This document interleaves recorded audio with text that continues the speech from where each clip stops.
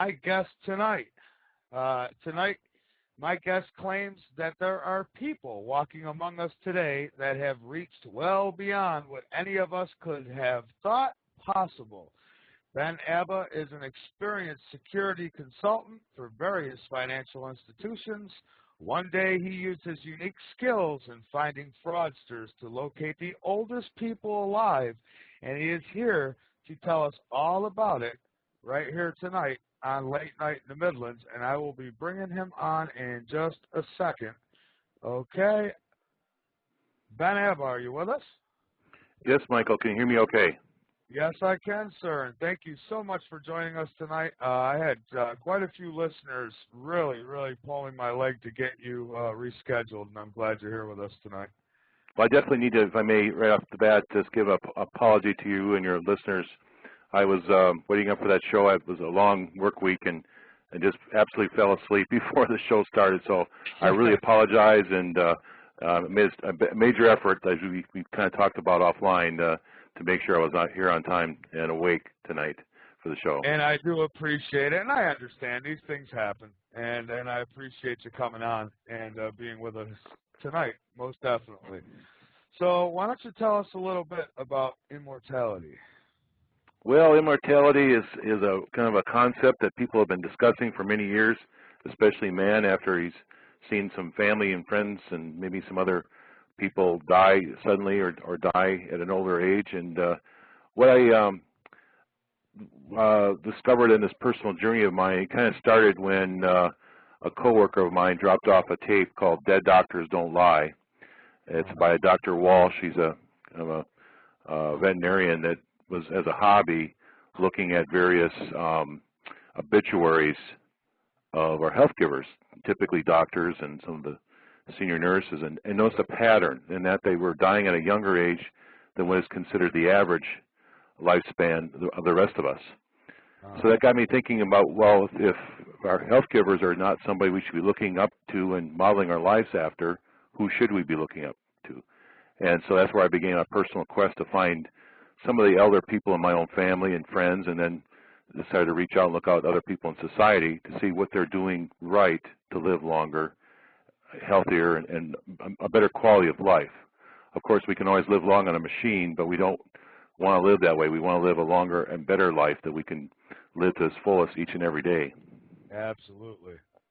So yeah, my father, he's 81 years old, and I mean, he's pretty much eaten what he's wanted and has pretty much lived his life as he pleased, and he's still healthy and still kicking. So how old are we actually talking? What is the oldest that you have located?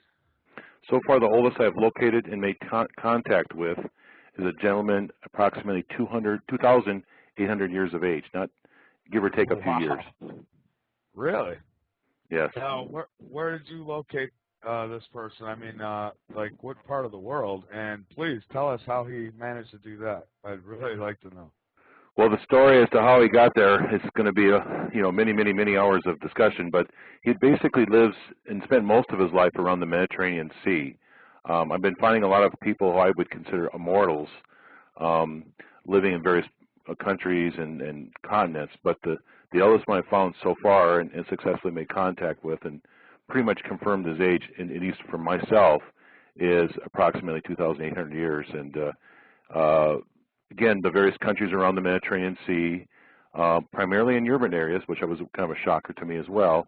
And he has found an incredible way to live as long as he so chooses. And that's what the whole adventure was about. And hopefully we'll get into a little more details this evening as we go through this interview. Yes, I would definitely like that. I'm very curious as to how many people are actually out there that we know of that have lived such an extensive life, and really just maybe the simple version of how they're doing this.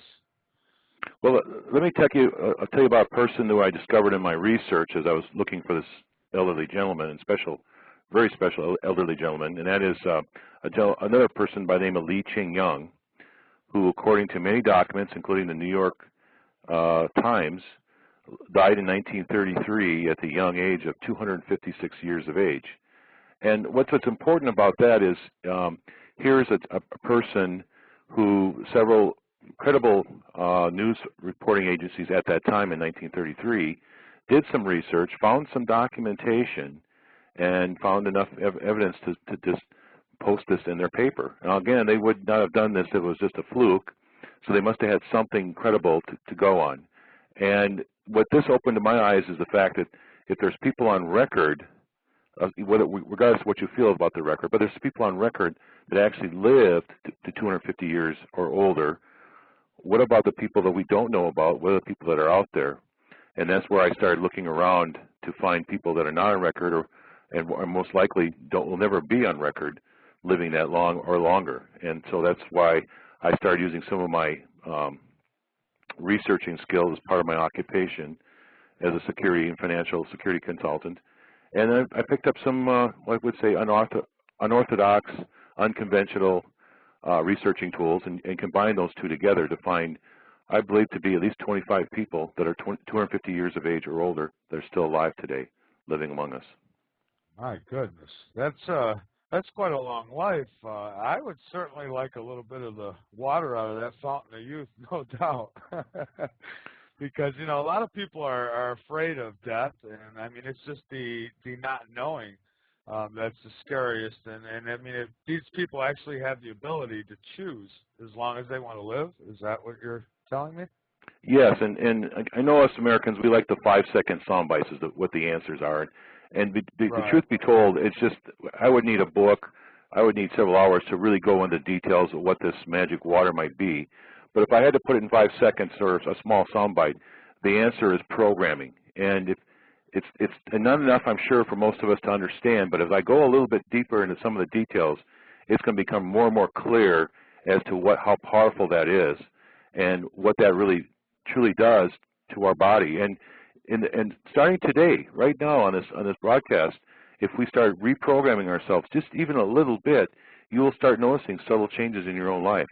I've noticed it in my own life, and as I continue to keep reprogramming and reprogramming myself, sometimes it takes a couple times, I notice the subtle changes. And what's happening is this programming starting right here, right now, can extend your life each and every day. Maybe a few minutes, maybe a few seconds, maybe a few hours, maybe days, years.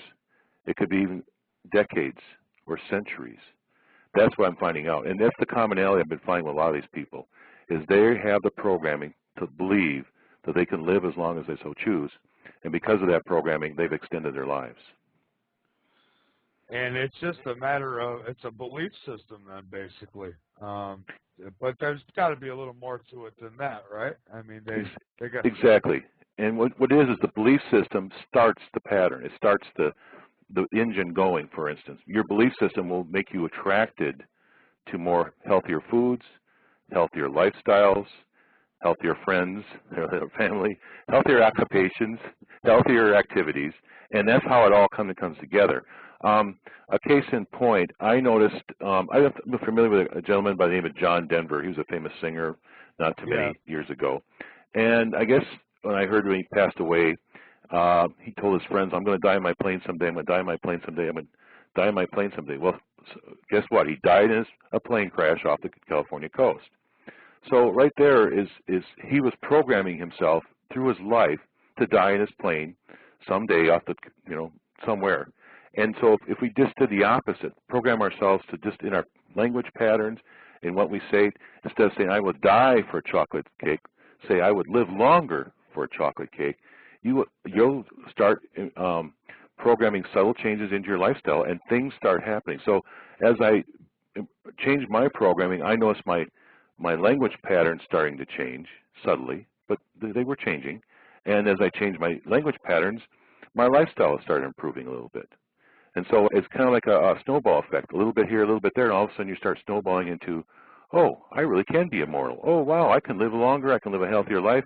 And then I started incorporating it into other parts of your life. And if we start talking about that a little bit more, I don't know what we have for time, it's amazing what we can use for this for other parts. It doesn't have to be abundance in health. It can be abundance in finance, abundance in love, abundance in activity or excitement, or whatever you're looking for, abundance in.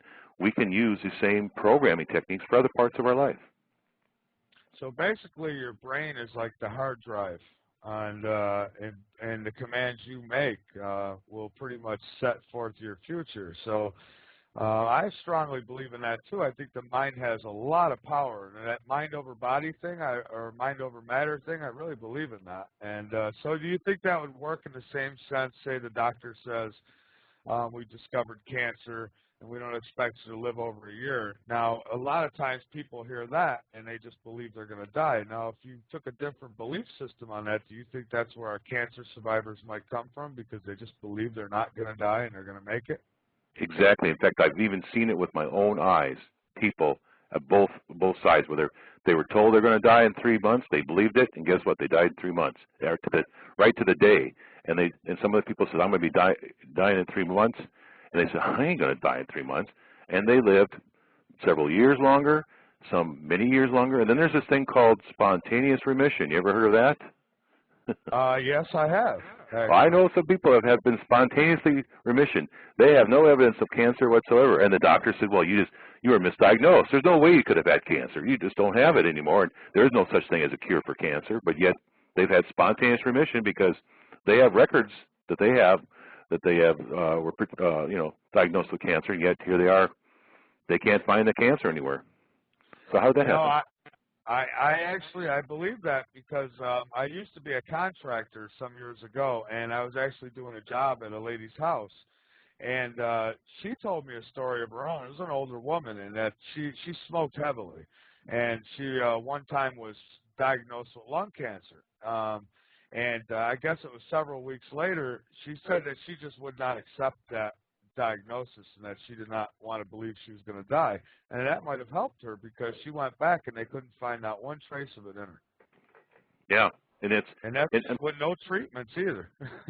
One of the things, I have a science background, so I was pretty skeptical about these things, and it was kind of like, but there was no science behind it. And then on a bet many years ago, I got talked into a Tony Robbins seminar. Are you familiar with Tony Robbins at all? No, sir, I'm not. Well, Tony Robbins does these inspirational, motivational seminars, and I went kind of in the early 80s when he was just starting out. And I guess I didn't notice at the time, but at the end of every one of his seminars, he does what's known as the fire walk. And here I am as this a scientist who was, as a youngster, I used to run around when my dad was cooking on the barbecue, and once these little sparks would come off and they'd get underneath the grass, and I would run over them with my feet. And I remember one time burning my feet terribly bad. I was up for a couple of days and it blistered and everything.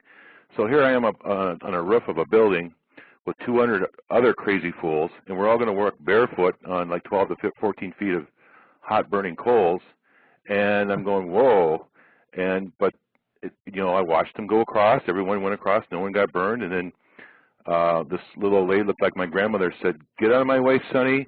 I'm going to a second time." And so Mr. Macho here says, I got to go now, so I can't walk away from this. So I ended up going, and I kind of waited for the coals to kind of quiet down a little bit, I don't have to have a burning fire or anything. And so I get up to my turn in the line, and all of a sudden Tony goes, "Wait a minute, I don't want to be anybody deprived or anything." So he brings in a fresh batch of coals, slaps it down into my 14 feet, and then I end up walking 3-4 steps in this stuff. Not a single burn. And I got one of the coals stuck in my feet, and it still didn't burn. They had to kind of pry it out of my feet, and they washed the feet afterwards. Not a single blister, not a single burn. Yeah, so, you're onto something, because I've watched even on, I don't know if it was History Channel or Discovery Channel, but they were with these natives, and they would do the same thing. I mean, it was some kind of initiation or making a man out of the boy. I don't know what it was, but they were walking across these hot coals and not even phasing them. And yep. No burns on their feet when they got across, and that's amazing. And it's funny, right before I was kind of testing the coals out a little bit, and I put one of my hands near the coals, in the back of the hair on the back of the hand singed. So I knew it was pretty hot and it was real coals. But when I walked through it, didn't feel a thing. And that's what made me realize that mind is more powerful than the body, and you can control your body. And obviously, I did, to walk barefoot on hot coals without being scarred.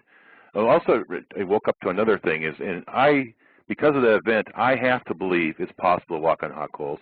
I have to believe that that we can control the mind over matter. Yet I still have today even many family and friends that say this is impossible. It's an impossible task. You are hallucinating the whole thing. And I would say to them, well, Tony's going to be in this so-and-so place tomorrow. Let's see, we'll go together and we'll check it out and see if it still happens. And they won't go. I said, well, if you're not willing to go and actually witness this or even participate in it, how can you say it's not possible? When I did it, I have to believe it. And that's how I'm saying is in a lot of these truths that we have today, sometimes it is impossible as it is, when you actually do it and see it to yourself live or witness it, you have to believe in it. And that's why my belief system, my science background, everything changed that one day. And that's where I realized the power of the mind of the matter. So when the opportunity came to meet somebody that's living that long, of course it's programming. That's how they do it. Their mind is controlling their body and their matter. And then now it makes perfect sense, where at the time I would never have believed it before that firewalk that somebody could have lived longer than a couple hundred years of age. Yeah, you know, and I try to tell people that all the time that I speak with, you know, and even we cover things like ghosts and UFOs on this show as well, and I try to tell people all the time, I mean, before you say you don't believe in it, you know, prove that it's wrong, prove that it's not possible before you say it's not possible, because just because science can't prove it or just because you've never seen it happen don't mean that it's not so. You got it. And in fact, I've done a lot of testing a phenomenon in various different ways, and most of the time it actually turns out that even as crazy as it might sound, actually the ones I've seen and witnessed have turned out to be true. And I have to say, well, I can't prove it scientifically, but I can definitely prove it by witnessing it and participating in the event. And so that's why I've got a new let's say a new appreciation for some of these people that take the courage to go out and say, I've seen this, even though it doesn't make sense or what it is, I've seen it or did it or participated in it. Now, what would you say to somebody who might say, well, what about God's plan? You know, living that long, like, I mean, is that part of his plan? I mean, is that, do you think I think it is. I think it definitely is, and there's a lot of evidence, circumstantial evidence to suggest that, and there's some that I can't share with you tonight, but a few things that popped up about that, and that is, first off, I don't see anywhere in our human body that God gave us an expiration date. Have you seen an expiration date anywhere? So absolutely not. So where in the world do we believe that we have to live, say 75 years, which is basically the average age, or 122 years, which is what Guinness Book thinks is the oldest person living alive, or 256 years, what New York Times thinks we can live to, or any other formula. If we look in historical documents, there are many stories, legends, and possibly historical information that suggests there are people living 100, 200, 500, 600 years of age. And there's even suggestions, may I say, in the Bible that suggest that there are human beings that are immortal, and there's a few that are mentioned in the Bible. So is it in God's plan? I think it is. I think God gives you the opportunity to tap into abundance, whether it be health, finance, love, whatever, and it's your job to decide, do I want that or don't I? And if you do want it, then you make the little bit of effort, and he makes a little effort, and son of a gun, here you are. You both have got what you want, which is he's got a happy child, and you're happy because you got tapped into this abundance, whatever it is that you're looking or seeking for. See, I believe that 100%, and I'll say it again because, I mean, I try to keep a positive outlook on anything that I'm set out to do, because I feel that if you think negatively, then that's what you're going to get. And so, yeah, I believe it's possible, and I've even heard of way back in the ancient days that people used to live to 2,000 years old. And I believe there was something in the Bible about that. I mean, I can't quote it, but yeah. And one thing that's happened to me, especially this last few years, as I've been investigating and making contact with this 2,000-year-old gentleman, is I felt right off the bat there's nothing that I could offer him. I mean, he's basically seen everything, done everything, lived his years, lived his history, and he's basically lived his life by changing his identity over a few 100 to 200 years of age, and so he's hidden himself very well throughout time and history and science. But he's getting to the point where it's harder and harder to hide his identity. And here I am, a financial security consultant that deals with identity. And perhaps my mission, maybe it's a divine mission, I don't know yet, but it's starting to feel like it is to help him progress to the next level in society so that he can survive, even though he might not be able to hide his identity any longer. So that could be a part of a reason where it's God's plan for me to interface with this gentleman and offer that to him. And another thing that also may be part of the plan is it may be my mission in life to make it socially acceptable to live longer than 125 years of age. If you think about it right now, if a cop pulled over somebody who's got a driver's license that says 250 years of age, he'd arrest him for having a, basically a legal driver's license, or trying to pull some fast one on, or did a counterfeit. But, maybe after my work and some other people, this will become socially acceptable to have a driver's license for 250 years of age, and especially if you're competent enough to drive a car. If you're not, I wouldn't want you to have a license, of course. But if you're competent enough to drive a car, and you're probably, can handle the roads in this, today, why wouldn't it be acceptable to have that on your driver's license? At least on an identity card, anyway. I'll tell you, we've got a lot of bad drivers here in South Carolina. I could not imagine 250-year-old people driving as well. This is true. This is maybe very true. I can pick a lot of other states that could add to that as well. But for the most part, this particular gentleman doesn't drive, but he's definitely would need to have a document if you want to travel on an airplane that says he's 250 years of age, and that would be probably where it would be more of an asset to have that socially acceptable to have such a document. And that's probably what's going on. Is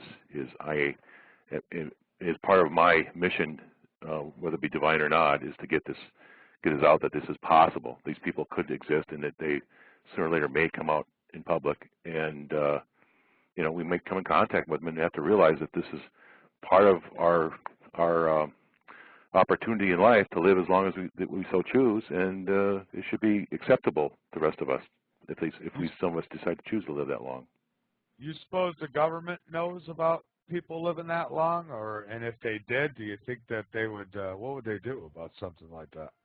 Well, I think that's one of the big reasons why he's hidden this particular gem. In fact, most of them have hidden their identity so much, and that is because, it wasn't many long years ago that if anybody stuck out for any reason, they would be burned at the stake or treated as a heretic or turned into a science rat. And I think if the feds or any other government agency or any other country government agency found out that this gentleman was alive today, they probably would kidnap him, stick him in a laboratory, and start picking him apart with needles and tests and stuff. So that's probably why he's very, very hesitant to reveal his identity. But I think as it becomes socially acceptable, and then I can divulge all his secrets as much as I can, that may not be necessary any longer. And this is why I think it's partially, probably God's will or plan to have this happen right now. Was he willing to talk to you when you did locate him, or was he concerned about even talking to you about it? Very concerned about talking to me. It took a lot of effort to get him to open up to me and actually even admit to me some of the information that I suspected that was part of his life. And that's kind of how I had to get him to open up, is be very respectful and let him know that I would not betray him and divulge his secrets unless he gave me permission. And again, over the time, I've gotten more and more permission from him. But yeah, I'm sure he was thinking that. It's just, I showed up the door with a camera and a tape recorder, and that started freaking him out. It was more difficult actually to get his build up his trust with me than was actually to find him, and it wasn't easy to find him as well. So you can kind of imagine these people, they've hidden themselves pretty well in society. They kind of wanted to stay that way, and so this is a new adventure for him as well as for me. Yeah, well, that's quite a story. It's amazing to me how people are around like this and not noticed. But I suppose when the world is populated as ours, it wouldn't be hard to miss a few people either. No. So I mean, does it matter what he eats? Has he ever talked about diet and things like that, or is it just strictly a mind thing? It is a lot of things, and the mind thing is, like I said, it starts it off. Yes, he did talk to me about his diet, and some of the things I'll kind of go over a little bit this evening. Okay. One thing that really stuck out with me on this particular gentleman and a couple others that I've kind of did some context, some research on, is that they are, I would call, a CRD diet. And let me explain that a little bit. What CRD stands for is a calorie restricted diet.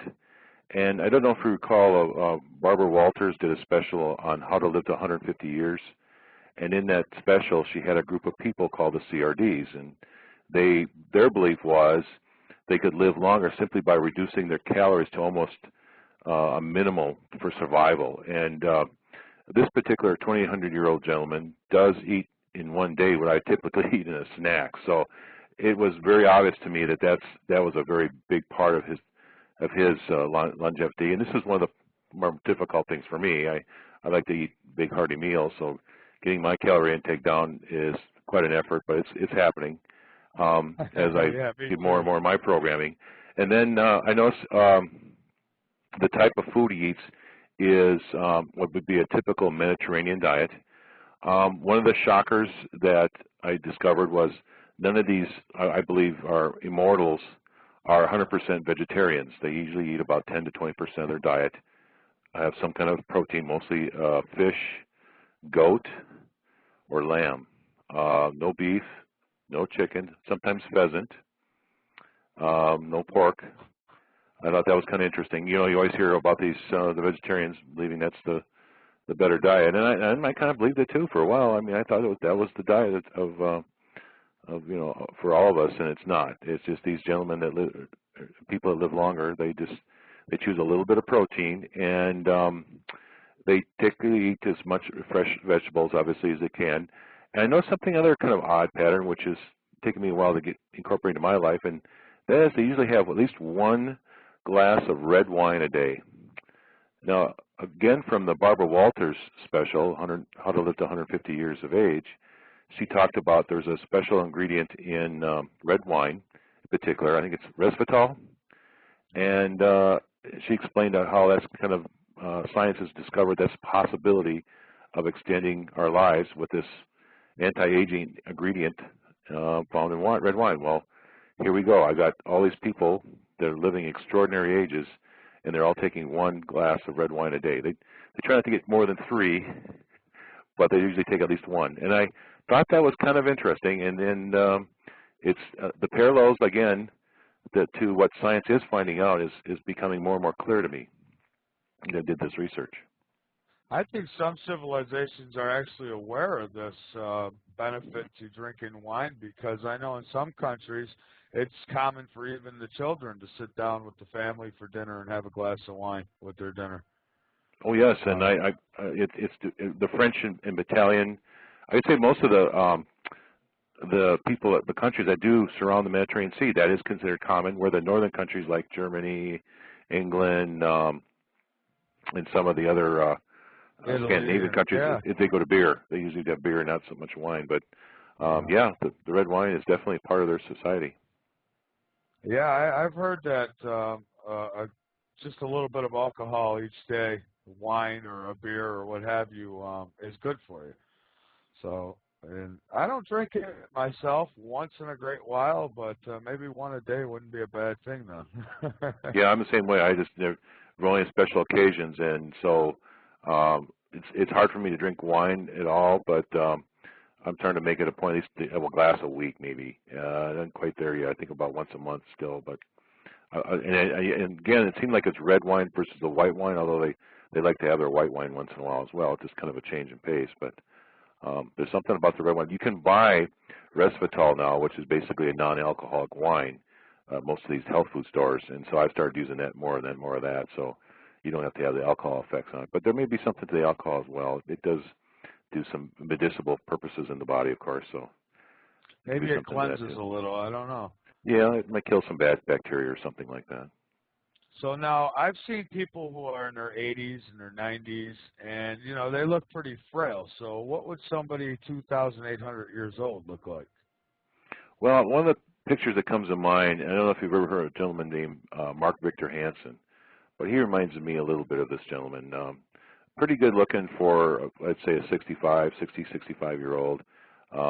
Pretty spry as far as his walk and energy level. I wouldn't call him a sports figure, but he would definitely very well-toned body, no fat, but not skinny or frail. One thing that's very noticeable on this particular gentleman is his teeth. As you're aware of, only in the last 100 years, maybe 150 years, we've had anything like a toothpaste. And so what he's typically used for most of his life is he would gargle with a type of oregano, especially prepared oregano. He would make a gargle out of, and it did a great job preserving his teeth. So he still has his original teeth, but they're all black. So he's got the ugliest teeth you probably see on the planet, although they are, in a sense, healthy teeth. They're just black and, very, very old. And that's kind of one of the telltale signs that this guy is definitely older on the inside than he is on the outside. So. Wow, I have trouble keeping a cavity out of my mouth at 38 years old. I couldn't imagine 2,800 years old and still having teeth. That's incredible. Yeah, it is. But the thing is, it also shows the power of simple herbs like oregano. I mean, it's used more than just for pizza. It's a very powerful antibiotic, and it does a great job. And maybe he's a candidate for that of keeping bacteria and foul stuff out of his mouth and out of his teeth. Obviously the bad news, it discolored his teeth and gives him kind of a strange, pizza breath, but it did the job. At 2,800 years old, I guess the look of your teeth wouldn't be the most important thing anyhow. And you said he didn't use toothpaste, so that brings me to asking you if maybe you can clear something up for me. I have heard several times, and even from some very reliable sources, that toothpaste, the fluoride in toothpaste, is actually no good for you and no good for your teeth. Is that true? Do you know anything about that? Well, I grew up in the Midwest, and they, at that time, fluoridated a lot of the water. And my cavity level is a lot lower than most people in my age group, in my area. So I always thought that was a positive thing.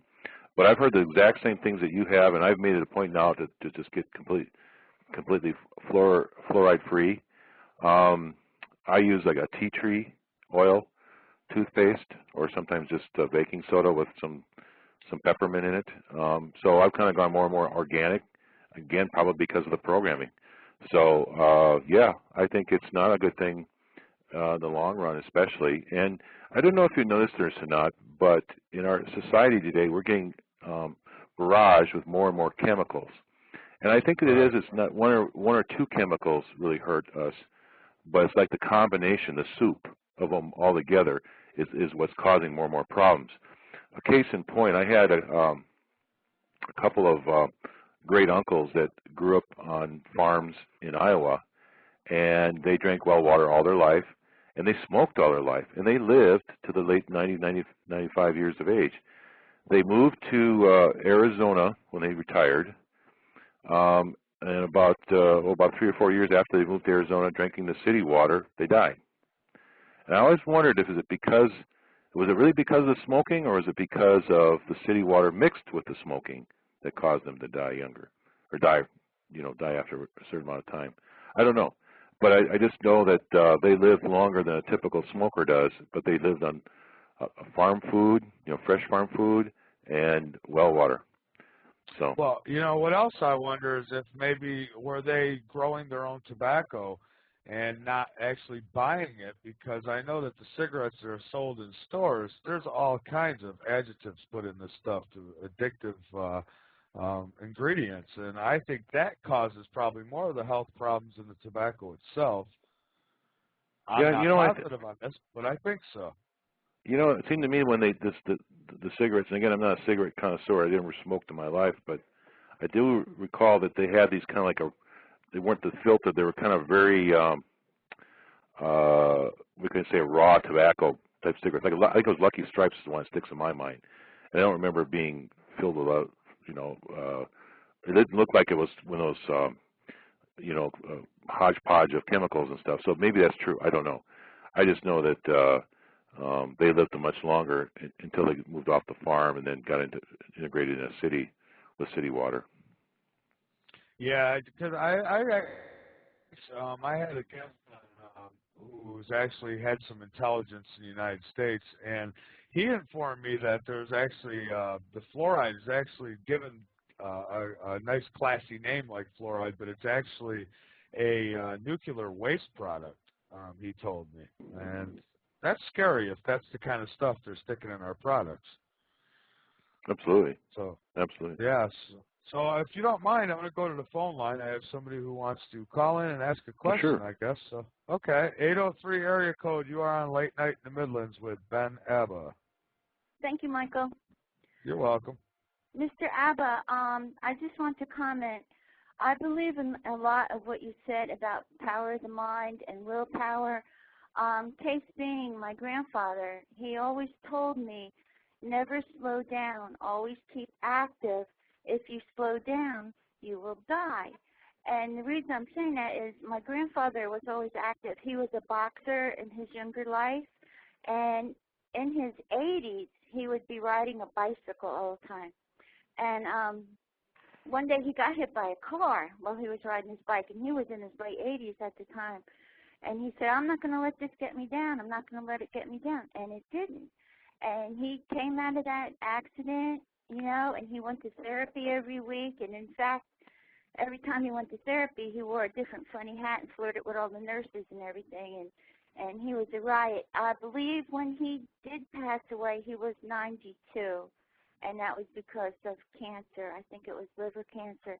But also, he used baking soda for toothpaste. And we all grew up on a farm in New Jersey. We all lived on this farm, and all we had was the well water, and he loved it, and that's all he ever drank was well water.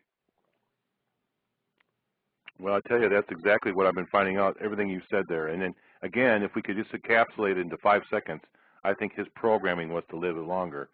One thing he may have done, and I hate to say this, but, you know, I've seen a lot of people that go to they think they got cancer, or they go to the doctor, and the doctor says you got 3 months to live, and all of a sudden they reprogram themselves to live 3 months. And I don't know if that's your grandpa's case or not, but I noticed a lot of people that I've dealt with, they live these long.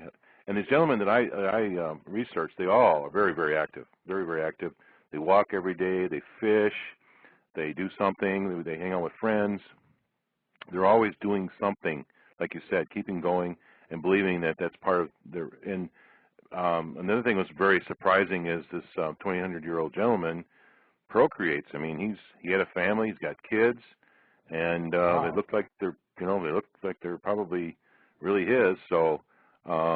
And they're not adopted, and I know adoption's always a possibility, but it sounds like from what he's been telling me is he considers that part of his longevity too, is to, you know, have a wife, have kids, you know, watch them grow, help them grow, and so, you know, that's another. A lot of these people, again, the 256-year-old, same thing. He buried many wives, 20 or 30 wives, I think it was, somewhere I don't know the exact number. So yes. Definitely, keeping active is a very big part of extending our lives. He believed in that a great deal, and he never was idle. He was always, you know, active, doing something. He would shadow box and ride his bicycle and take walks, and, you know, he was always active. And unfortunately, I didn't make it up to New Jersey for his funeral, but I was told that he didn't look any more than maybe 50 years old when he did pass away. He was a remarkable man. I miss him a lot, but I always try to remember his words that he said.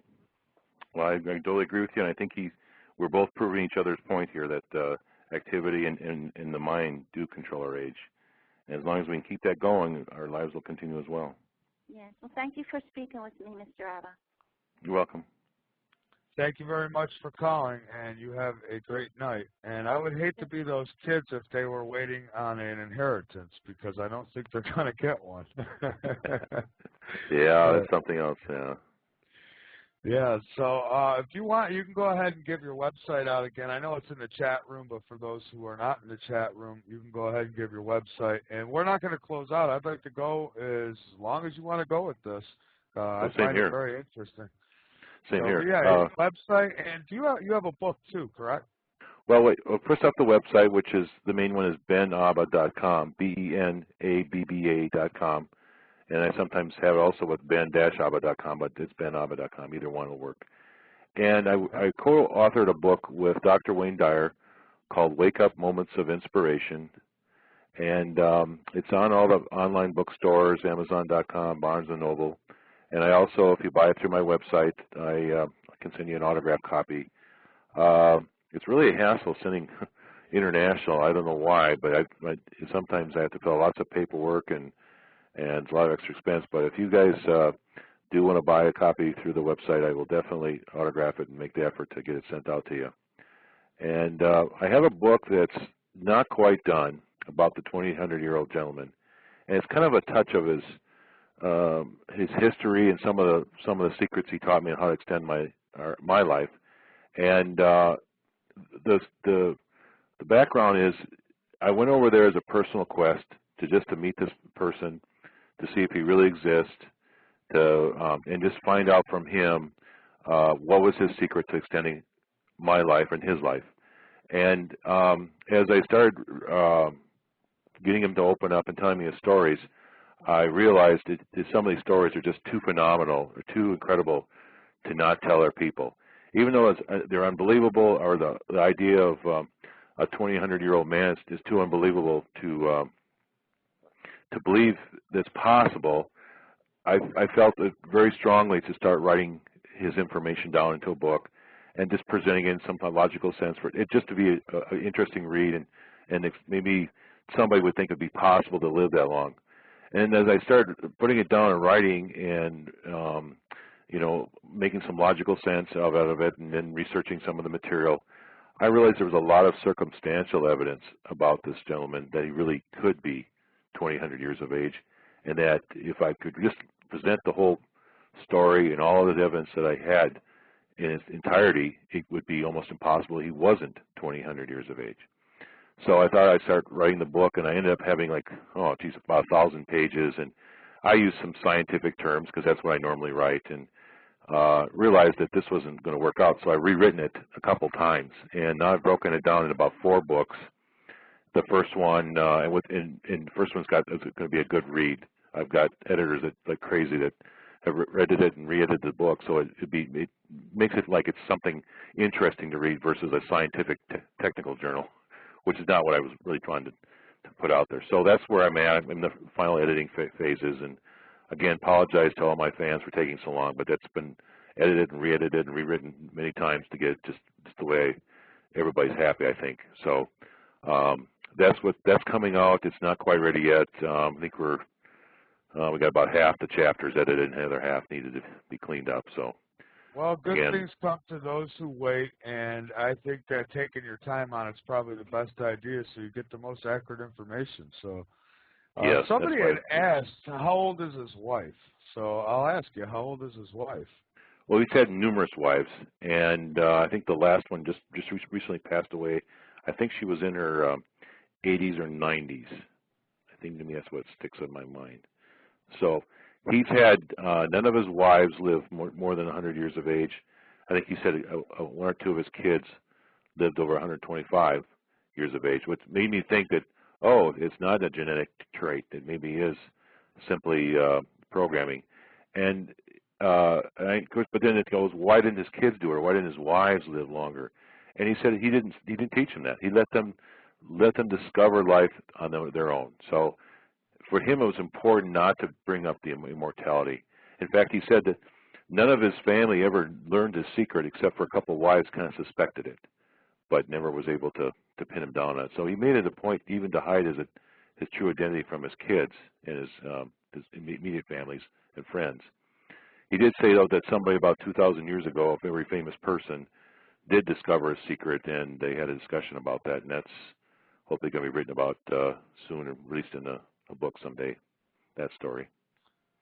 Has he ever touched on how it is to live that long and see everybody you've loved and cared about dying away as you go on? Well, that is another part of the story, because if you think about it, every time somebody very close to you passes away, it's like a little part of you is just torn out of your body and out of your soul at the same time. And so that's been a real, and this is actually one of the focuses lately I've been is, how do you handle all these many losses in your life? And he's got an interesting story about it. Let me kind of summarize it real briefly, if I could. And again, when I summarize this, it's not giving it true justice, but you can get a kind of a gist, a small picture of what he's trying to say here. And first off, he comes out and says, I don't believe in death. And then he goes, he doesn't attend funerals.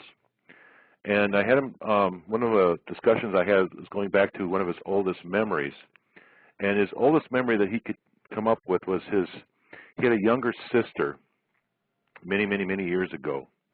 And again, in 2,800 years ago, sometimes children were used to pay off debts.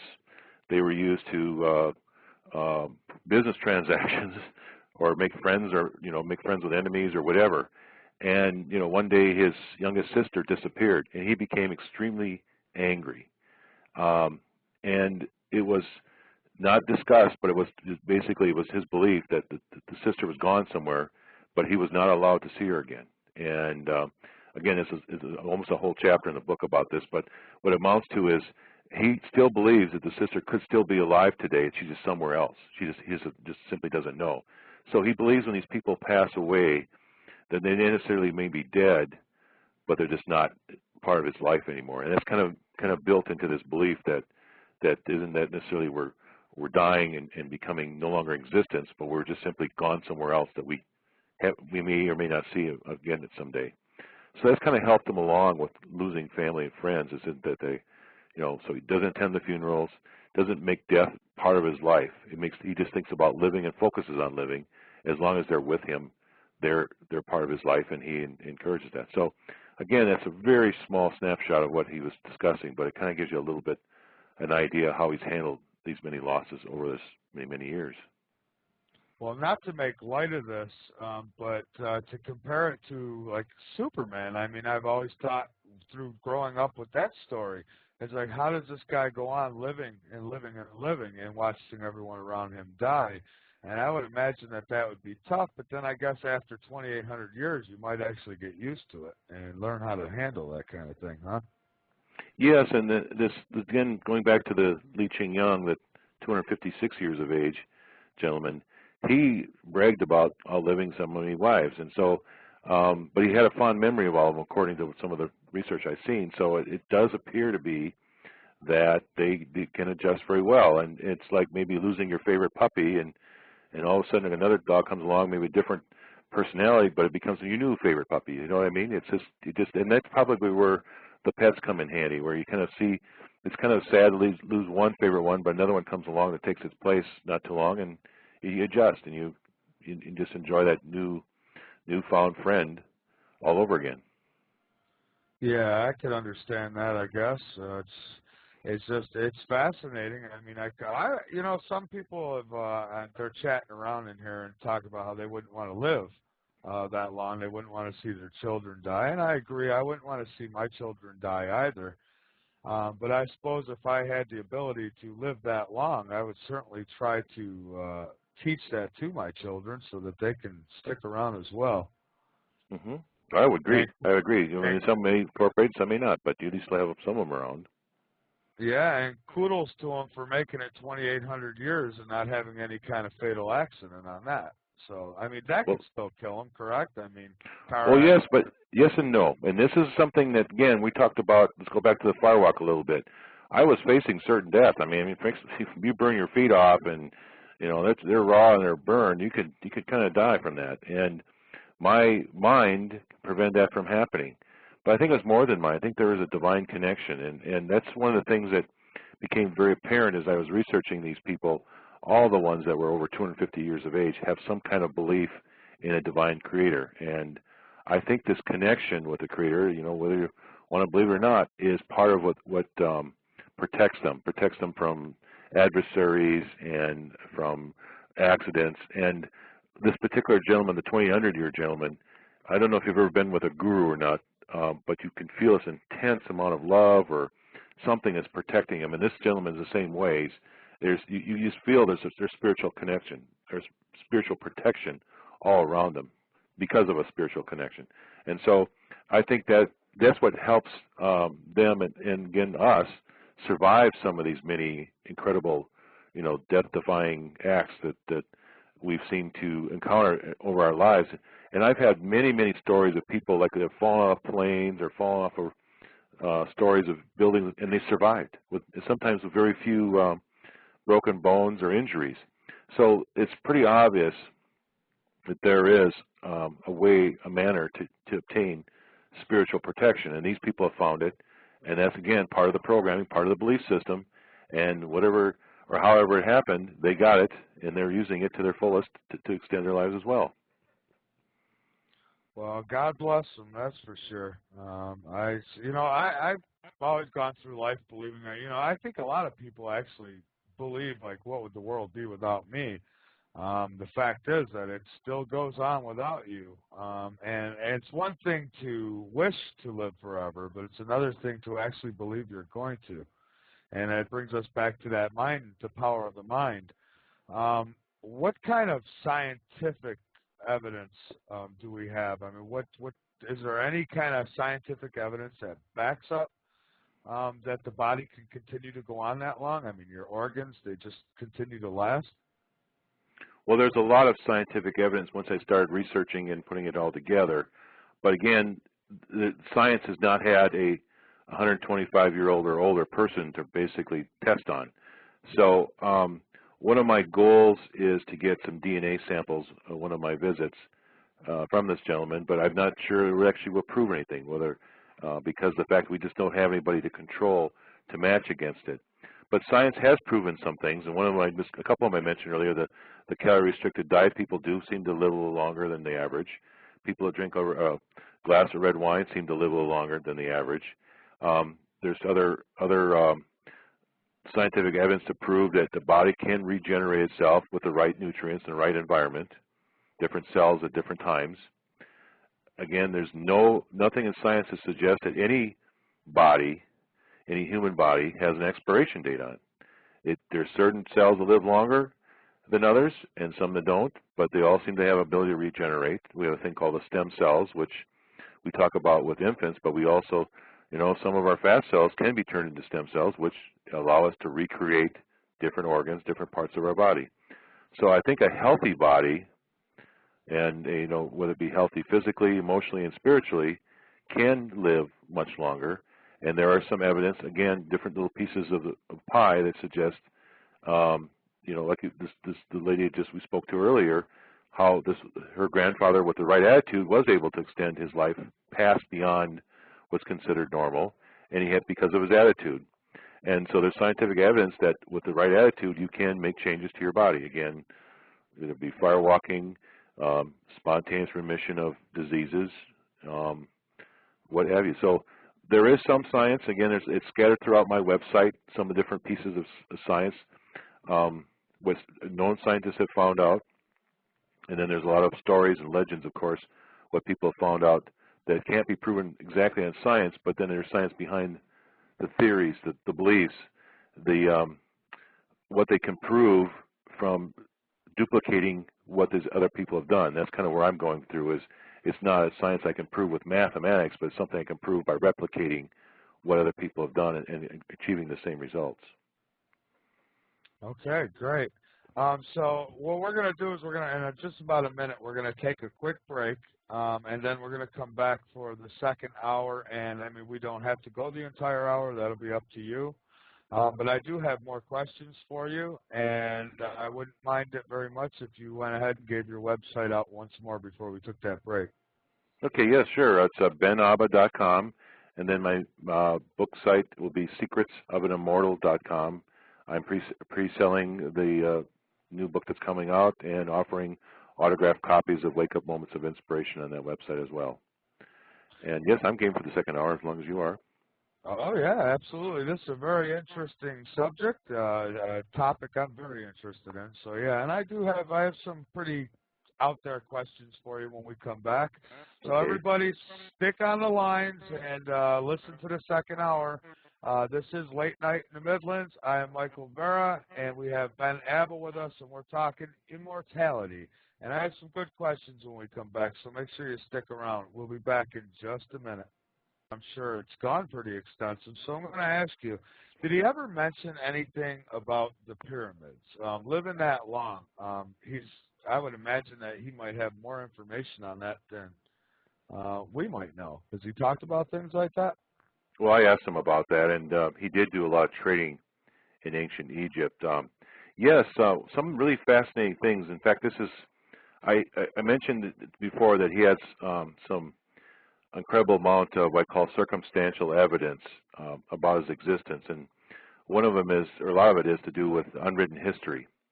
And you know, we've been told, and it's common belief, that ancient pyramids are basically tombs for pharaohs, even though they didn't really find a lot of dead bodies in the pyramids. Well, according to him, they were used primarily as like refrigerators. They're used to store food. They're used to store documents, like their library documents, which were very fragile and susceptible to the weather elements in Egypt. And they also used them for birthing centers, something they believed that giving birth within a pyramid added something special to their lives, maybe immortality themselves. So he mentioned that the pyramids primarily were used for all three purposes, as far as he knew, and nothing to do with a tomb, or nothing to do with, what can I say, ancient pharaoh ceremonies other than the birthing ceremony.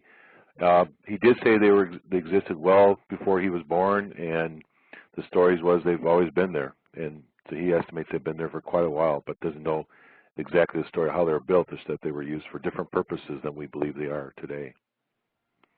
I strongly believe, and not to get off the subject, but I strongly believe that there was help building those things from maybe extraterrestrial even, because it's just impossible to think back then that they had the technology or even the tools to not only build these rocks, shape these stones, but then to be able to hoist them and put them in place. I mean, there's a lot of theories out there about it, but I'd really like to know how that came about. And that leads me to my next question. Has he ever talked about you? Michael, I can't hear you. Did I lose you? Yeah, I'm still here. Okay. You can hear me? Now I can hear you. Okay, so I asked if he had ever spoken about UFOs. I would think 2,800 years, you might know a little something about that. Oh, good. I like that laugh. All right. Well, let's see. I'm going to answer your thinking first about the pyramids. Just as a side note, if you really want to know how the pyramids are built, go to the Coral Castle down in southern Florida. That's a good explanation of how they were built. As far as UFOs, this is something I'm not going to put in any of my books, but he did talk about, and that is he claims that about 2,500 years ago, there were more things flying around in the sky then than they are today.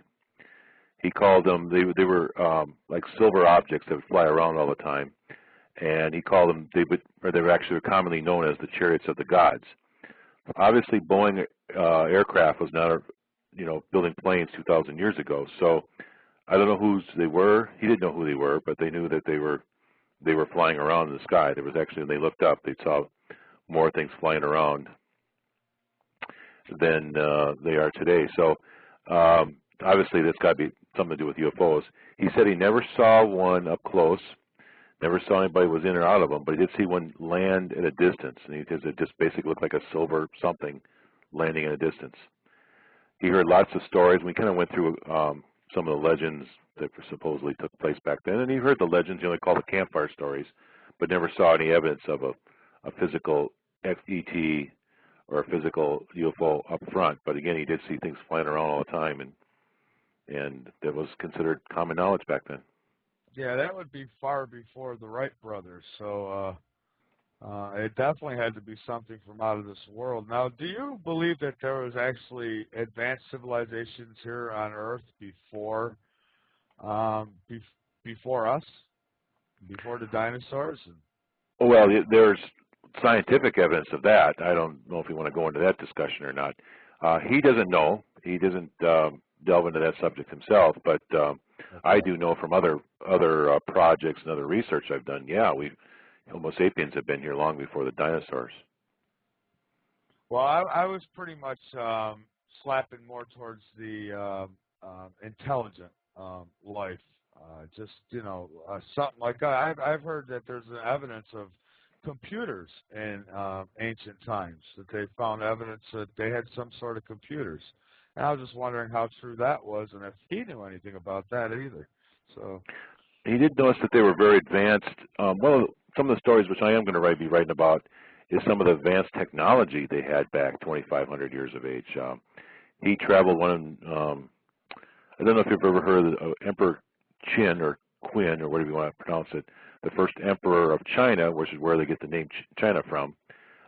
He traveled around Cape Horn in a Phoenician ship, and apparently the Phoenicians were all over the planet with their ships, despite what you've been hearing about in our typical history books. And they were, they didn't exactly travel at airliner speed, but they were pretty, they traveled within a reasonable amount of time all over the place. And he traveled on one such vessel across Cape Horn through over to India and then to China, and did basically a business trip over to China and met the emperor, and discovered they had gunpowder back then. They had abacuses or different calculating type devices, and had a very advanced society back then. And, again, they didn't have the shiny cars or the fancy planes like we have, but they did have a very advanced technology in China at that time when he went to visit it. Okay, great. Now, Mr. Skeptic in the chat room wants to know more about Florida, about this Coral Castles, Florida, and he asks what about it. Yeah, Coral Castle, Florida is the location. It's actually in Homestead, Florida. It's a building or a fence and building, whatever, built by I can't remember pronounce his last name. His first name is Ed. He's a very slight person. I think he's about 4 to 5 feet tall, and he built his castle out of coral rock using blocks the size using to build the pyramid, and he did this by himself. So if a 4 or 5 foot man, very frail, can build a castle essentially out of rock, blocks of rock the size of used to build a pyramid by himself, obviously he knew the secret to how to do this. And there's extensive amount of information all over the internet. Again, I can't pronounce his last name. It's a Slavian name, I think. I want to say, I'm going to try it. But you just put in Coral Castle in your favorite search engine, and it'll pop up lots of stuff about the history and how they think this guy built this castle. But anyway, the technology to build that would be very likely what was used to build the pyramid. You suppose that power of the mind came in effect there too, as far as levitating these things? It's possible. I think it has to do with using either frequencies, basically frequencies of vibrational frequencies, possibly maybe it looked like from Coral Castle that he had some kind of electrical device to create the frequencies necessary to levitate these blocks.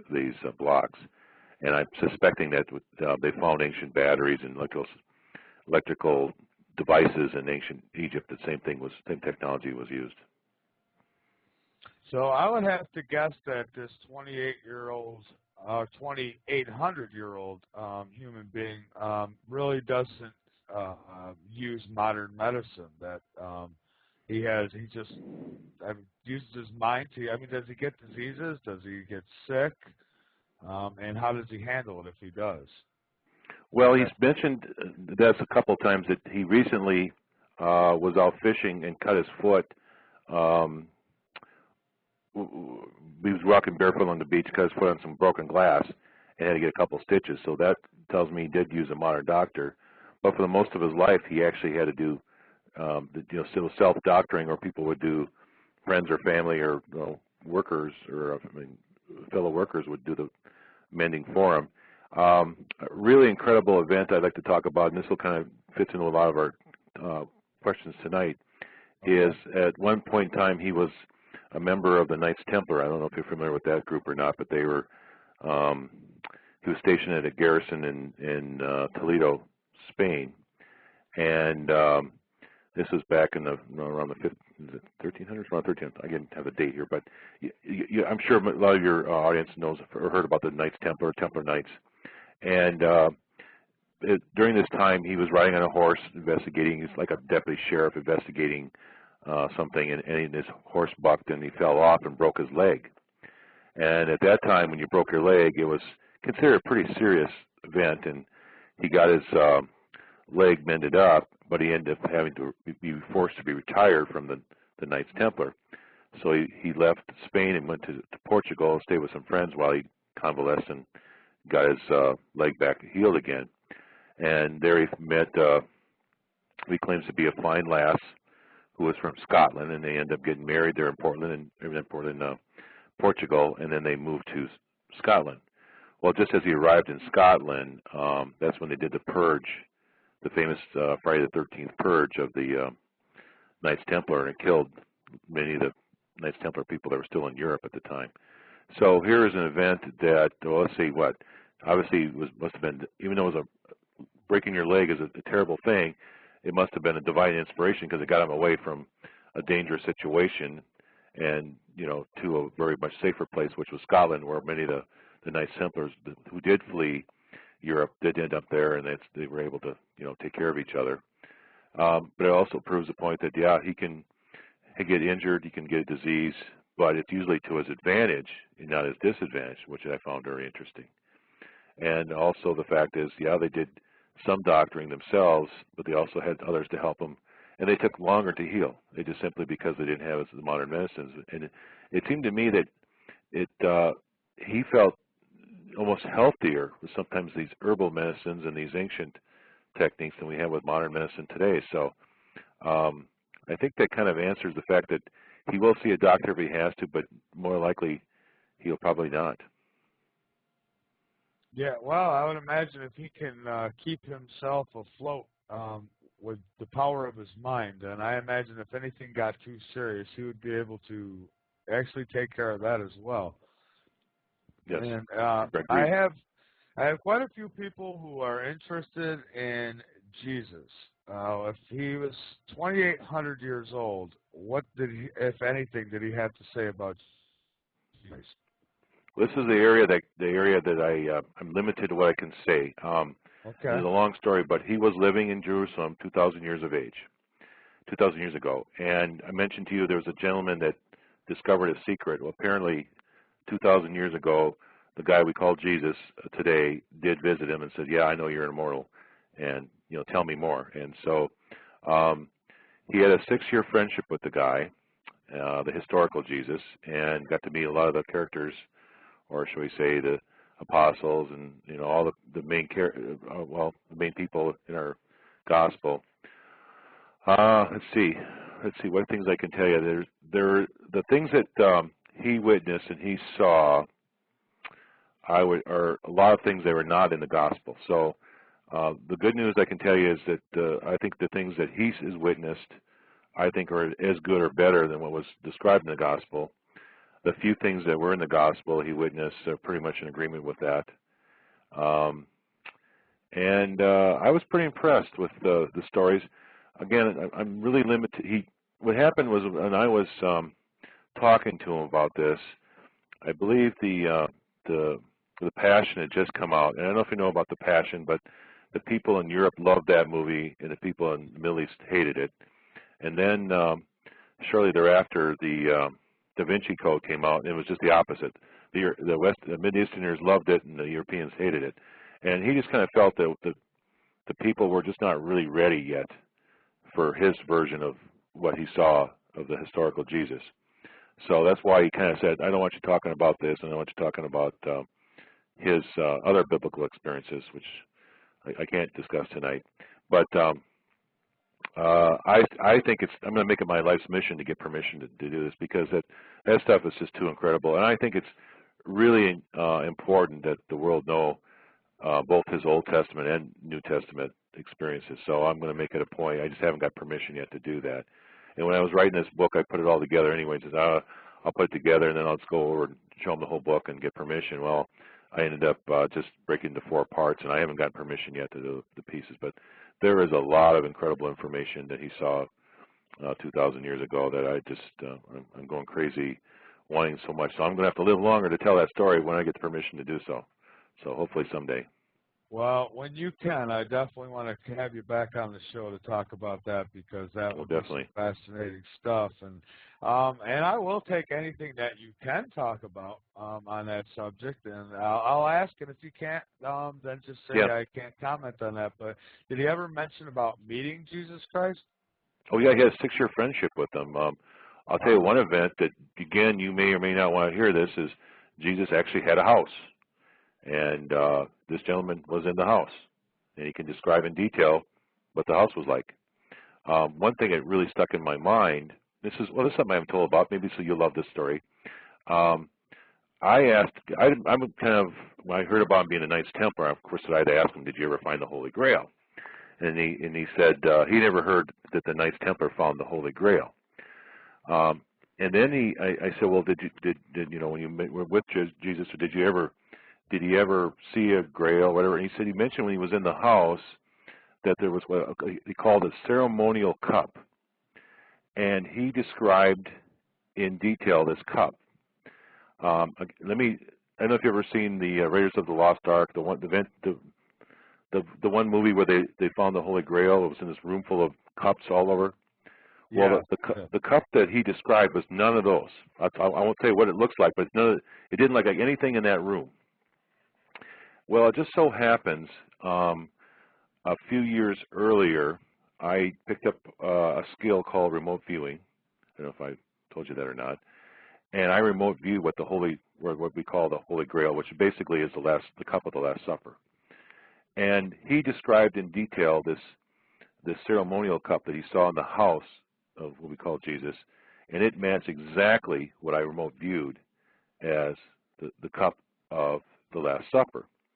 Well, it turns out when I remote view this, I looked at it and I thought it's a very unusual cup. And again, I don't want to go into details, but it's nothing like you've seen before in the typical stories.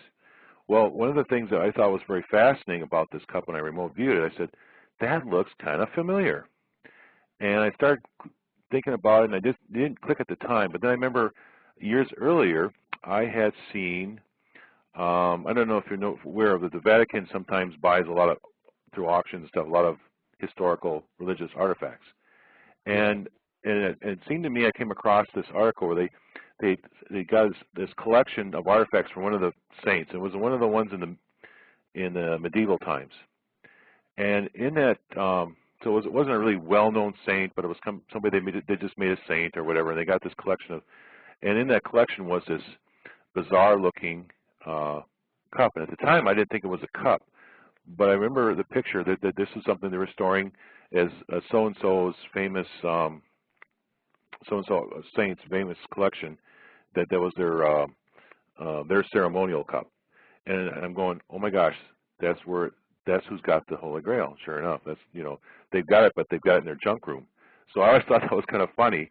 Here's this, again, this kind of combines a lot of stories, but it also helped prove to me that this guy has to be who I believed him to be, because he described something that I found another way, that I found in a third way, and they all look the same. So again, this is a famous artifact. No one talks about it, describes it in the way that, again, that these three sources identify it, but they all seem to match. Someone asked me if the cup was made of wood. No, it was not. No? Okay. And now somebody else had asked me about Atlantis. Did he ever mention whether Atlantis was real or not? He mentioned he heard the stories, but never saw anything of Atlantis. Okay. Great. Now, I also wanted to ask you about what you thought about chips. I understand now that in the near future, they're going to be able to insert chips and actually download people's memories and personalities. And would you consider that immortality, or would you consider that absolutely artificial? And can somebody actually be, if that's downloaded into somebody else, like say a clone, would that still be that person, do you think, or no? Wow, is that a question or what? Let me kind of parse that a little bit. First off, my definition of immortal is somebody about 150, 250 years of age or older that realizes that life is a choice, or it's going to be death is a choice, and not a predetermined event. So that's my definition of mortality, or being immortal. Now, you can create a picture like the Mona Lisa, and for all practical purposes, you're immortal. Or you can create a poem or a song. They'll live on forever. That's in their version of immortality. So knowledge and belief, in a sense, in a scientific sense, is immortality. But my definition of immortal is somebody that has the beliefs and is living the beliefs that lives 250 years of age or older. So again, yes, we can download information into a chip, but it's never going to have the entire essence of what I consider to be an immortal. But again, it depends on your definition of what an immortal is.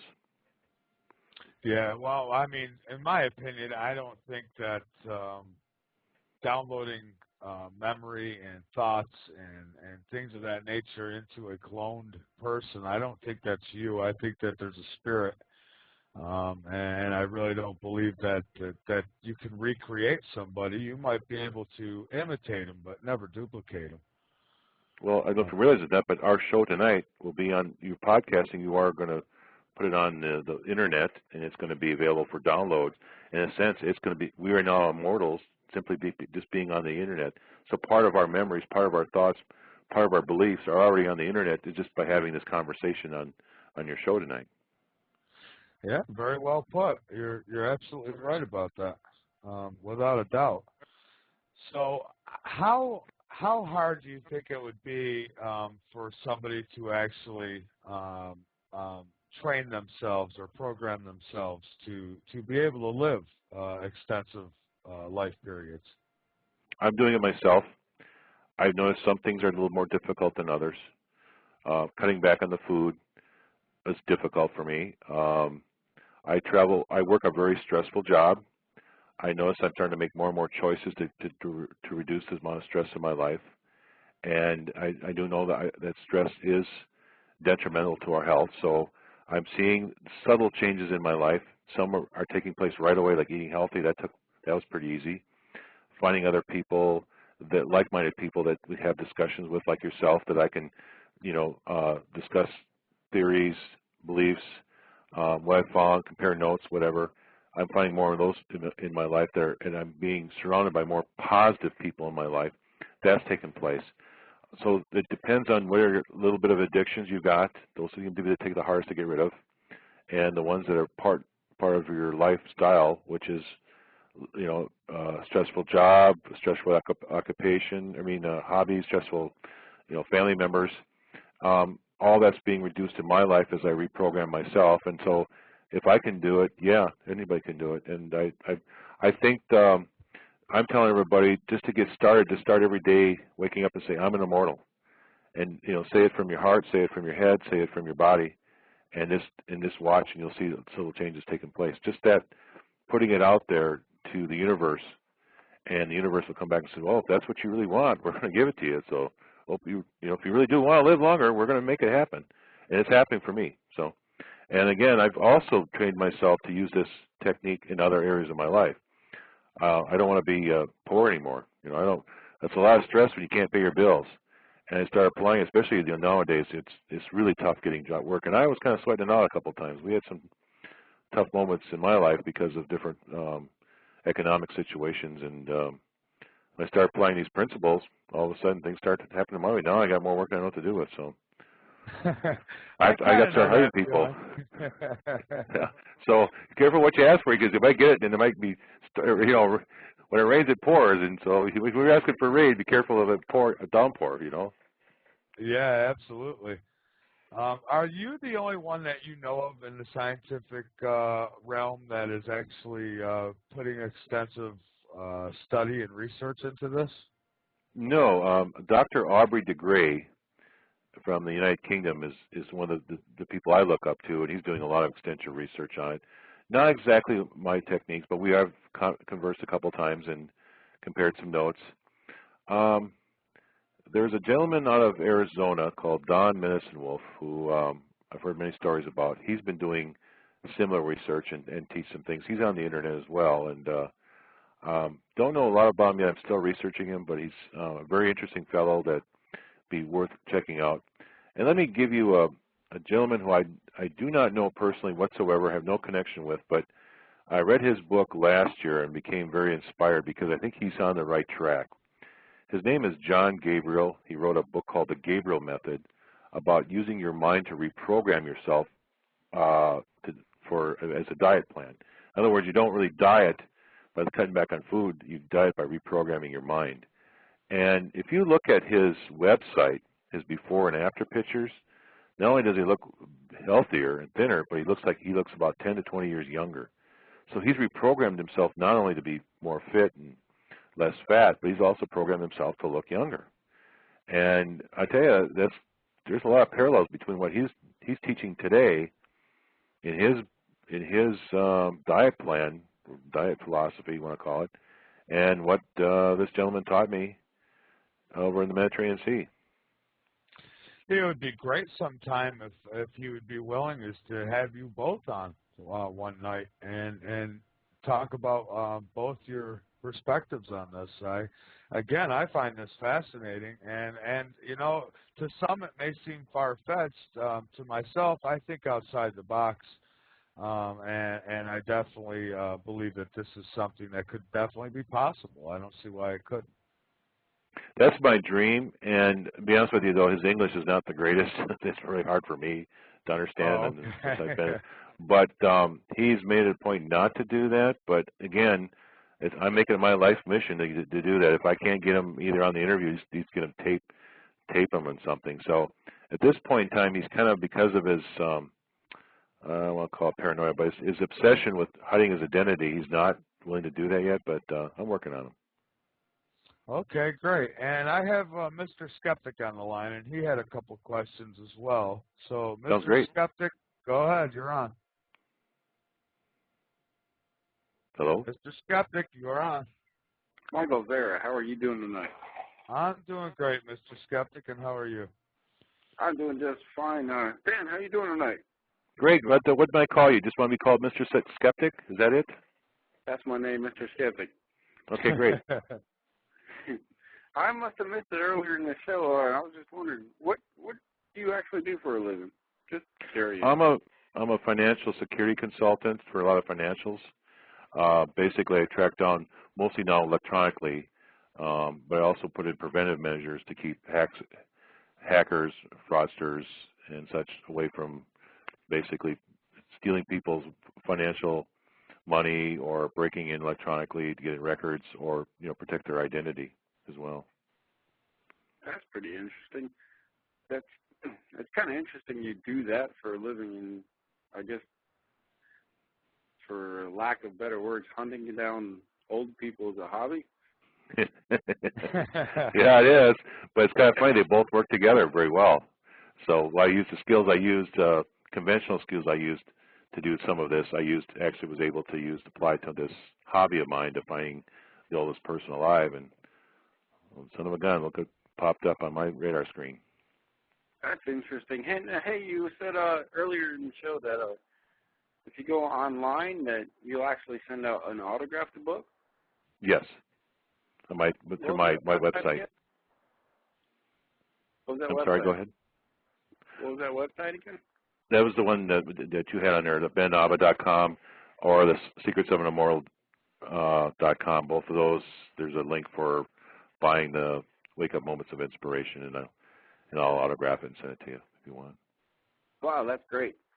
All right, thanks, Ben, and thanks for being a guest on Late Night in the Midlands, and thank you, Michael, for taking my call. Mr. Skeptic, don't go away yet. You got to ask me some skeptical question. Come on, you got a name with Mr. Skeptic. You got to ask me a skeptical question. Come on. I need a night to think about it. I need to digest it. Okay, well, that's fair enough. That's fair enough. Well, go ahead. I know in the chat, Mr. Skeptic did at one point mention what kind of proof do you have, and I know that we had talked a little bit about that earlier, but maybe you can answer that for him. Yeah, and that's kind of what I was kind of expecting, the questions I was expecting from him, and that's kind of, I try to bring it a point. A lot of people, and I'm the same way. I'm a skeptical person myself, but I like to do is have skeptical conversations with people that are saying, listen, here's have a reasonable conversation with that. This is possible. This is impossible. This is truth. This is maybe theory and, you know, that kind of things, where versus some skepticals, they just come out and just attack and make up stuff. And that's kind of skepticals I don't want anything to do with, because they're not, I call them pseudo-skepticals, because they're just making up stuff because they don't want to believe it, versus somebody that truly is a skeptic and wants to, you know, wants to see what evidence there is. And the case in point I talked about, I am walking barefoot on hot coals. I have to believe this event because I know I saw it, I did it, and yet these people, I say, well, come with me, we'll do it together, and they don't want to go there. They simply just don't want to believe it. So I've come to the conclusion after many years and being attacked and on some of the forums about this information that truth is more of a belief than it is reality. Even if I showed you a picture, even if I showed you a video, whatever, some people are simply going to say it's faked. And let me give you one case in point, and then we can kind of explore it, go into this a little bit detail. Last year, I was kind of putting together some of the evidence that I had on this gentleman, and it was, I don't know if you remember this or not, but it was the 40th anniversary, probably the most witnessed, the most documented, the most hard evidence event in my life, which was Neil Armstrong walking on the moon. Now, I can't. Can I interrupt you for a second? Sure. Can I interrupt? I'm going to listen. I'm going to keep listening, but you're getting Mr. Skeptic on a tangent here. So with that in mind, I'm going to keep listening. Okay. Go ahead. Well, I just wanted just to say that here's this event that I witnessed. I think most of the world witnessed this event. We saw the tapes, we saw the blue rocks, we saw everything. And yet, during this 40-year anniversary, while I was working on my book here, the Learning Channel came out with this documentary about how the whole event was faked. This was some put-up, conspiracy by the United States government, scam money, whatever it was. And they had some, pretty good visual evidence of some of their theories. And I listened to some of the shows later on. There's some people out there that actually believe this is true. Now, I was thinking about that for a minute and thinking, if the most witnessed, the most documented, the most evidence we have of a particular event, granted it was off the planet, it was on the planet Moon, but we have all this evidence, and 40 years later, there's skeptics. How am I going to come up with evidence that's from 2,800 years ago that's going to prove an event to skeptics today? And I just thought, to me, it was impossible. I thought, when I talked to this gentleman, I thought, I can prove it to myself because I have some techniques I can use. And again, I mentioned a few of those in the show tonight, but it was absolutely impossible. And I wasn't even going to talk about this. I wasn't going to discuss it with anybody. I think this is it's just nutcase stuff. I mean, who in the world can believe somebody lives 200,800 years? And King David did not put out chariot driver's licenses back then, and so there's no really true records back then, especially with the hologram seal. He just didn't have hologram technology back then. So to me, the actual smoking gun proof wasn't there, and that's why I wasn't going to talk about this. But I decided to go on some forums and on some blogs and discuss some materials and just kind of exchange some things, because I wanted to, there was a couple of events this gentleman talked about that I had never heard anything about, and of course, again, we talked a little bit about the Holy Grail, for instance. There's something there about that's never discussed in regular news, except for the one little blurb I saw about this one saint. Anyway, as I was going through this forum and getting attacked, and people were saying, well, you show us a picture or don't talk at all, whatever thing. I said, well, I'm going to put this thing into a book and then present it in a logical sense and make some, whoever wanted to read the story could read it. I don't care. But as I started putting it together, there's a lot of circumstantial evidence started popping up. Some of this information he had about ancient unwritten history, some of the things he said, like we talked about tonight, the belief systems, or this calorie-restricted diet, which other scientists have said, yeah, that's evidence of, that does work for extending your life. And all this stuff started coming together, and as they laid it all out, I'm saying there's so much circumstantial evidence that it's impossible for this guy not to live that long. So in this particular story that I'm telling you tonight, I have no smoking gun at the moment. What I do have is a lot of circumstantial evidence, and we just touched the tip of the surface of it. And if I ever get the chance to present it in any way, manner, or form to you, I think we put it all together. It's going to be pretty concrete that we've got something serious here that really is a gentleman living among us today that's 2,800 years of age and has a lot to teach us about history and how to live longer ourselves. Well, I think that's some great stuff, and I think that if he could really make a ton of money off that if he wanted to, as far as teaching people how to do such a thing. I know I'd be in his class. Well, the sad truth is he doesn't want the money. He doesn't want fame. He doesn't want money. He doesn't want, even right now, he doesn't want people to know he exists. I just showed up at, because he would become a lab rat, I'm sure. Yeah, but I come in and kind of pushed him, got a little aggressive, and not too aggressive, but I was respectful. And again, if you knew who this guy really was, you'd have to be respectful for him. I mean, and it sounds like you've got some background that suggests that, and I do. There's nothing, no amount of money in the world for me to disrespect this guy because I know who he is. And when you deal with these kind of people, it's not about the money, it's about what their message is. And so I'm just coming on here today and writing these books to just tell the story because I think it's important for history. And there's some people that says, I wonder if there's something to it. They might look into it, and some people say, it's garbage, and they'll walk away. But I've found this in my life to be true as a statement that when the student is ready, the teacher does appear. And I think tonight I'm appearing because there's a few students out there that are ready for this, to hear this message. Yes, I know I want to be a grasshopper, that's for sure, and learn as much about this as I possibly can. I know when I've seen your story out there, I was very interested, and I'm just glad that you're with us because, and I know there's a lot of people who are listening who probably think, I just can't believe this. Well, they're the ones that probably won't live to 2,800 years then, right? Right. There's a lot of people out there, for whatever reason, don't want us to live to 2,800 years. I was shocked to find that out, but I'm finding more and more people like that, and I'm not quite sure if it's because they're afraid of something, or they're so greedy they don't want any more people on this planet, or if they're into this zero population growth thing, or whatever it is. But there's a lot of people that don't want this message getting out, which I was really shocked because, for the most part, I'm not charging anybody for this interview. I'm not charging anybody to read my blogs. I put a lot of free information out there.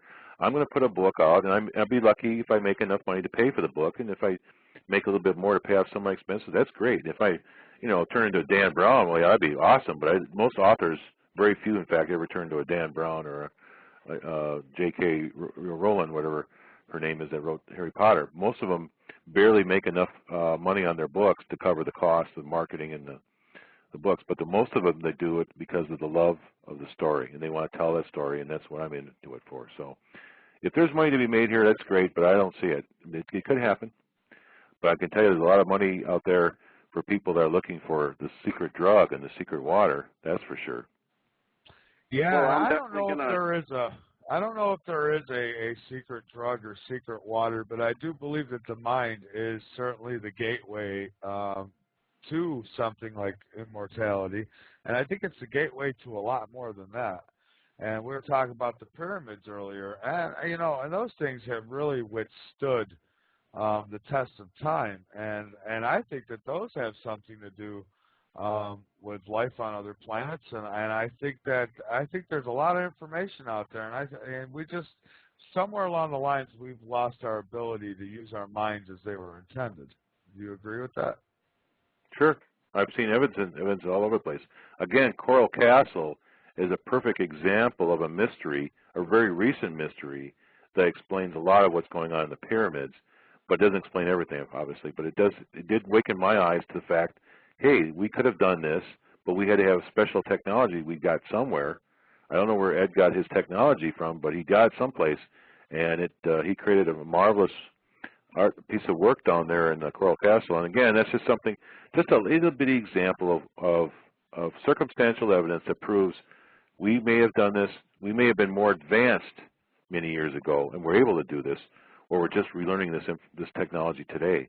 It's very possible. In fact, I believe so, that we were more advanced millions of years ago on this planet, we being Homo sapiens, than we are today. I believe that for sure.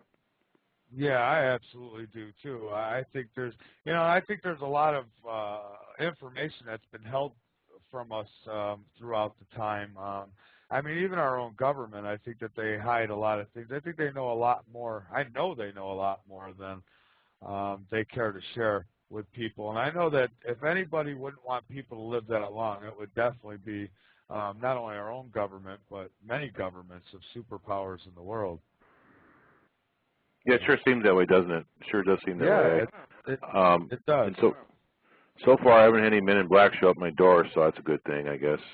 But I'm sure that that's kind of the reason I'm being respectful of this guy's, this 2,800-year-old gentleman's identities, because we don't want those governments to block that information. I want to keep that channel open as long as we can, if you know what I mean.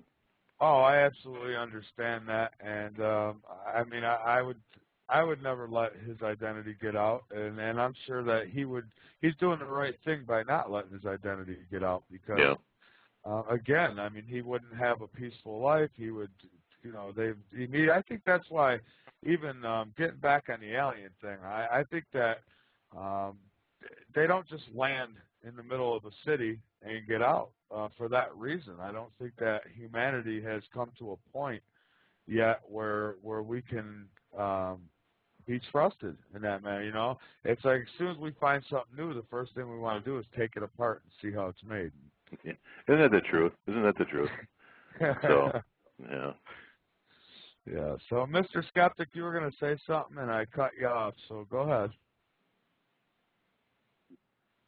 I lost it, Michael. I was listening. You guys are so interesting. I was just listening. But I did want to ask another thing. Ben, this guy's, you say, walked in God's house?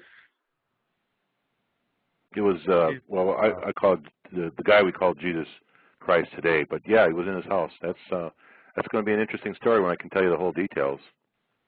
Yes, I can't wait for that. I can't wait too. That'd be a great show right there. Yeah. That's where the skepticism comes in. That was really hard to believe. The hot cold story. I'd go with you. I'd go with you right now, and I'd go with you if you're willing to go. But that one covers the skepticism. One thing I did find. Go ahead. Oh, go ahead. No, go ahead, Ben. Okay, but one thing I found out is his 6-year history with Jesus Christ saw a lot of events, a lot of things, and a lot of parts of Christ's life that's not in the gospel. In fact, if you look in the gospel, it's only like 3.5, maybe 4 years of his life.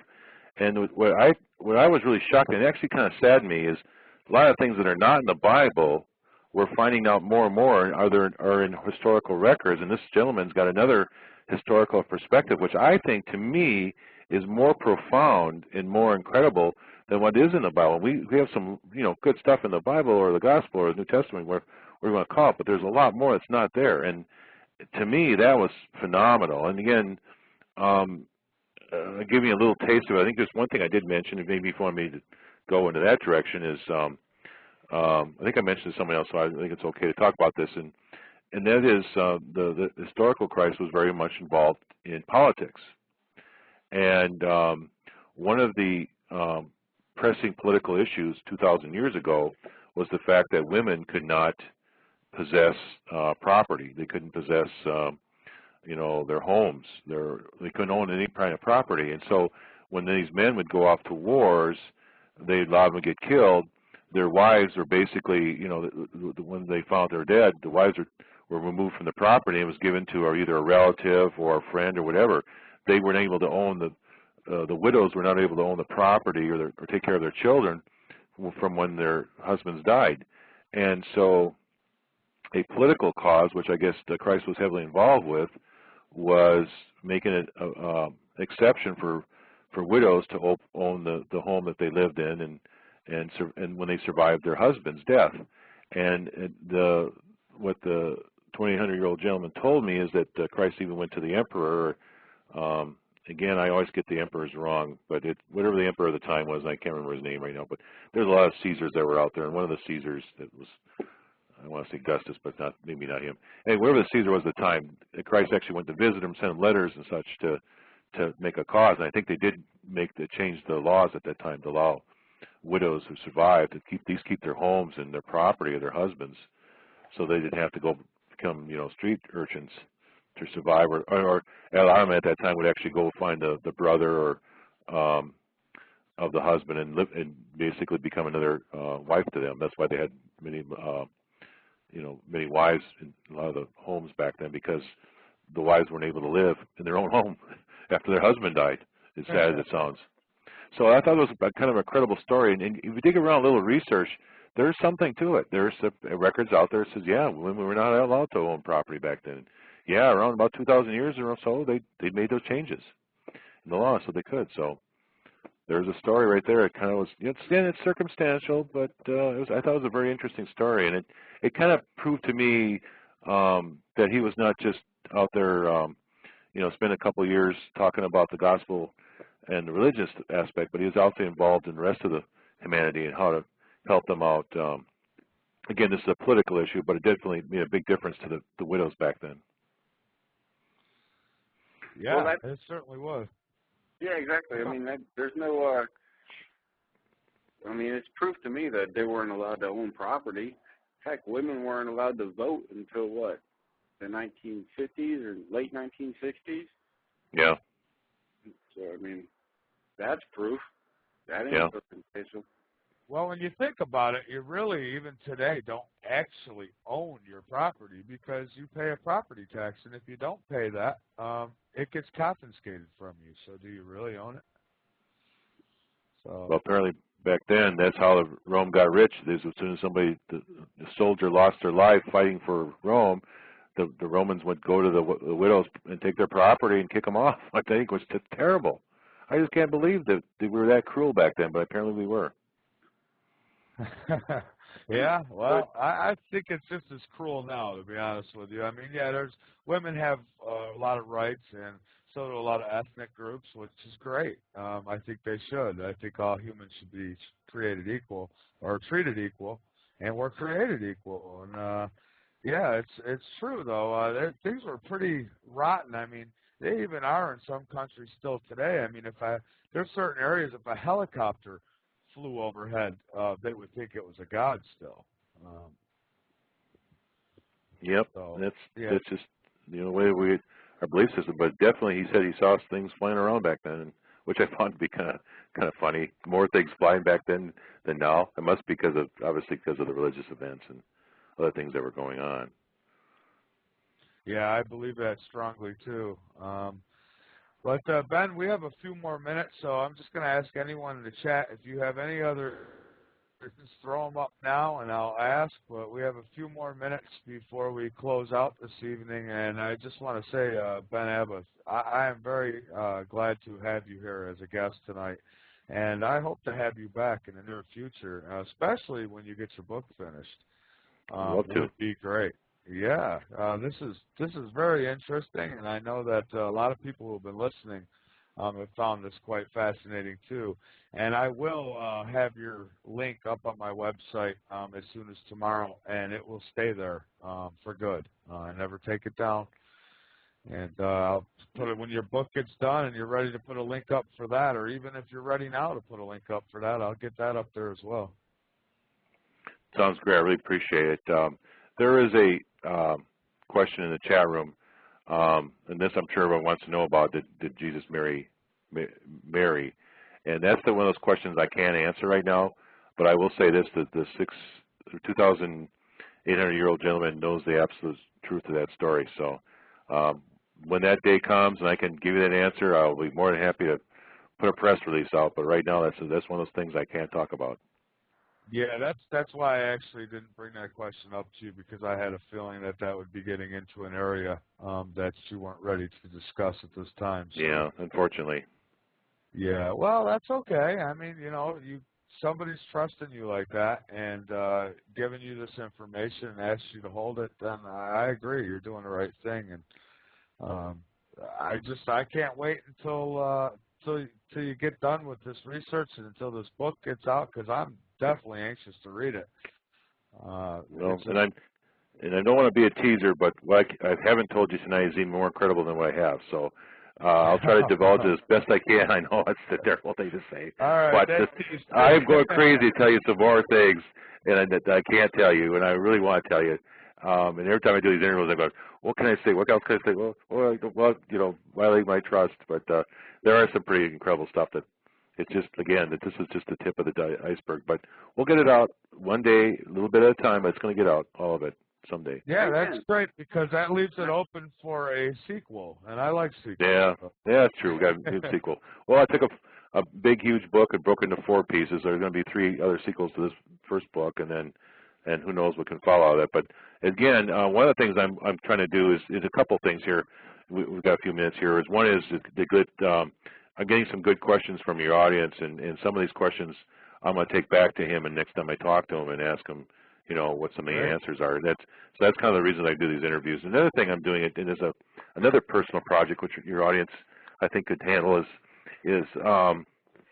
as I've been going through my research, I've been finding more and more cures for different diseases, and so I've made it I have this personal quest of sending this information, these cures for different diseases like different cancers and stuff, back in time to people that can do something with it. And so I call it this project called Project Twin Spin, and basically I'm just asking if any of you or any of your audience would just say a prayer or whatever, meditation, whatever, for the success of Project Twin Spin. And it essentially is to send this information back in time to somebody, either in a dream or, you know, however happenstance they'll find out about it, so they can actually do something with this, and we can get these horrible diseases out of our lives. And to me, it'll help save a lot of the loved ones that I've lost along the way, and I'm sure it'll help us out as well. If, you know, if all these diseases get cured, eventually we won't have to deal with things like healthcare and you know, loss of loved ones for whatever reason. And again, aging in a sense is kind of a disease in itself, and maybe that'll be the big one that people will solve years before we're born. I think would be great. Absolutely, and I've always said this on the show, that I'm a strong believer that anything that Mother Earth throws at you, any question she throws at you, there is an answer to it. So I think aging, disease, any of that stuff, I think that if it can be, it can also be erased. I believe that, and again, I think the mind is a very, very powerful tool, and I hope that I live to see the day when we're able to use it to our full potential, and have complete feats such as this 2,800-year-old man. That's again amazing to me, and I hope that one day we actually get to meet him. But if not, at least get to know him through. Well, if we don't, if we don't get a chance to, you know, again, it's my dream to introduce him to people around the world and the United States and such. But if not, I'm looking forward to having this conversation 100 years from now. We can kind of joke around. Hey, I remember that we used to talk about this as be the theory. Now we're kind of like kick it back with our, you know, fancy drinks. Looking forward to the next 100 and some years. You know, so I think it's very likely that you're going to see more and more people popping up on the radar screen that are living long lives. I've seen them all the time now on YouTube, and some of these articles, you know, 128, 160 years, you know, they're popping up. They're popping up, and you'll find more and more. And I think that I'm looking forward till we get a lot of these people that live this long on the, you know, our modern day media, so it becomes more acceptable to all of us. Well, I'm definitely going to mark it in my calendar, and we definitely have a date on this show 100 years from now. Great. I'll be there. I'll try to set my clock for back then. I don't know what we'll have for a clock 100 years from now, but whatever it is, I'll make sure it says. If I do fall asleep, I'll wake up in time. All right. That would be great. And, Ben, again, I want to thank you so much for being a guest on Late Night in the Midlands. I've really enjoyed this. Boy, it's 2 hours went by really quick. Didn't it? Yeah, it just went by so quick. They also seem to, all these interviews for me just like a blur. So I really had a great time, and I definitely wish your audience all the blessings and perfect health that they could possibly have, and of course the abundance in finances will help us all as well. So I wish that and pray for that as well for you and your audience. Well, we all thank you, and we wish you the same. And I can't wait to have you back. And please keep me updated on your research and your book, and we'll definitely get you back on in the very near future, because this is something that I'd definitely like to hit a lot more. in the near future. So, again, thank you so much for being on Late Night in the Midlands. And I will get that link up on my website tomorrow, definitely. And we'll see if we can't get you back on soon and talk some more about this. Sounds great. Anytime, Michael. Anytime. Okay. Thank you so much, and you have a great night. You too. Blessings, and All be right. well. You too. Good night, sir. All right, everybody. Stick around the chat room for a few minutes. So I'll be right back. This has been a broadcast of